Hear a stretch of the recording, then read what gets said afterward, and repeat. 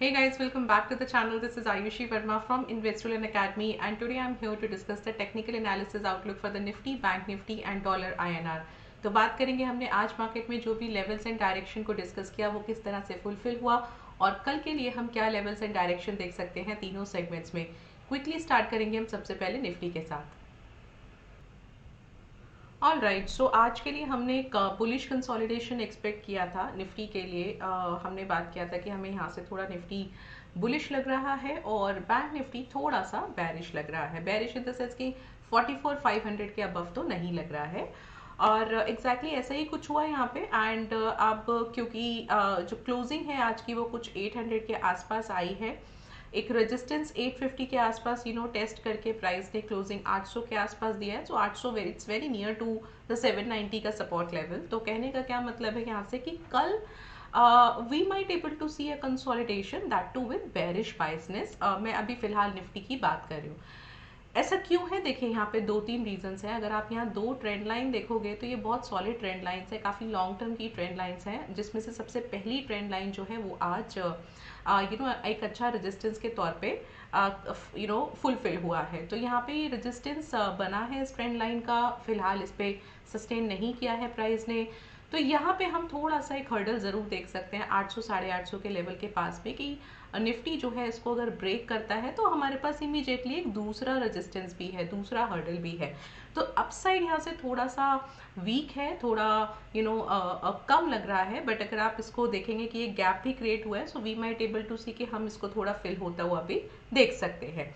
So tomorrow I might able to see little bearish consolidation. और यहाँ पे जो लेवल्स की बात हम करते हैं तो 850 का पहला रेजिस्टेंस ले लीजिए, 915 का दूसरा रेजिस्टेंस ले लीजिए और 990 का तीसरा रेजिस्टेंस हम यहाँ पे मार्क कर सकते हैं। 790 का आ जाएगा, 715 का दूसरा सपोर्ट आ जाएगा और 665 का तीसरा सपोर्ट आ जाएगा।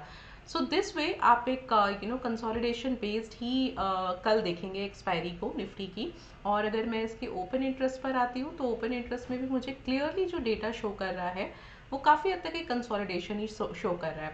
तो 800 पे काफ़ी अच्छा एक रेजिस्टेंस है जो हम देख ही रहे हैं, क्योंकि हमारे पास ट्रेंड लाइन भी है, रेजिस्टेंस लेवल्स भी हैं और ओपन इंटरेस्ट का डेटा भी है।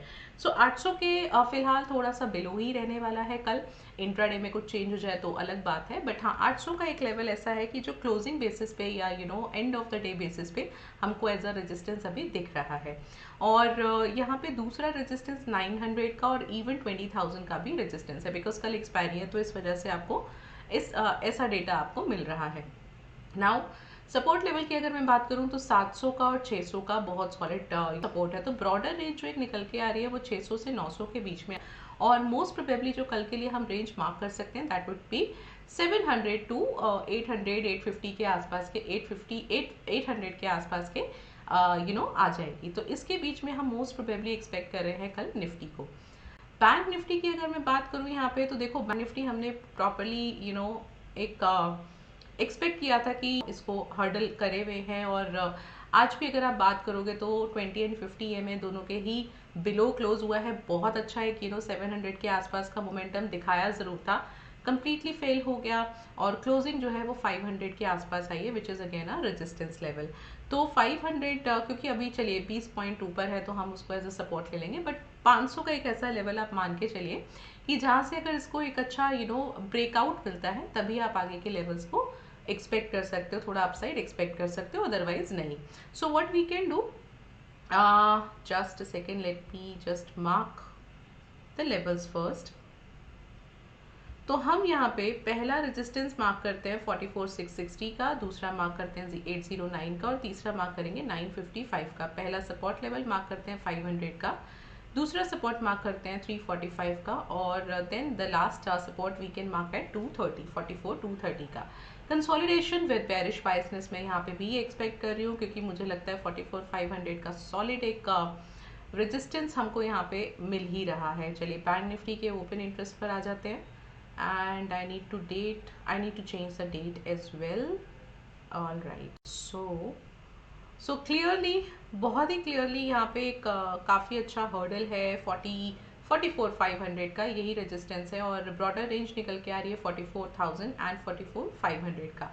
मुझे क्या लगता है कि कल ड्यूरिंग द डे आपको कुछ एक बार्स यहाँ पे देखने को मिलेंगे, वो आपको काफ़ी अच्छा से क्लैरिटी देगा कि इंट्राडे बेसिस पे क्या लेवल्स हो सकते हैं। बट क्लोजिंग बेसिस पे मुझे 44,000 और 44,500 का एक काफ़ी अच्छा रेंज बैंक निफ्टी के लिए लग रहा है। चलिए अब आ जाते हैं डॉलर आईएनआर पर। ऑल राइट, सो डॉलर आईएनआर आज एक सपोर्ट लेवल तक गया। थोड़ा सा बेरिश कंसोलिडेशन था यहाँ पे, है तो हमारी रेंज में ही, क्योंकि ब्रेकआउट नहीं हो रहा है तो एक वापस से सेलर्स पूरा कोशिश कर रहे हैं प्राइस को गिराने का।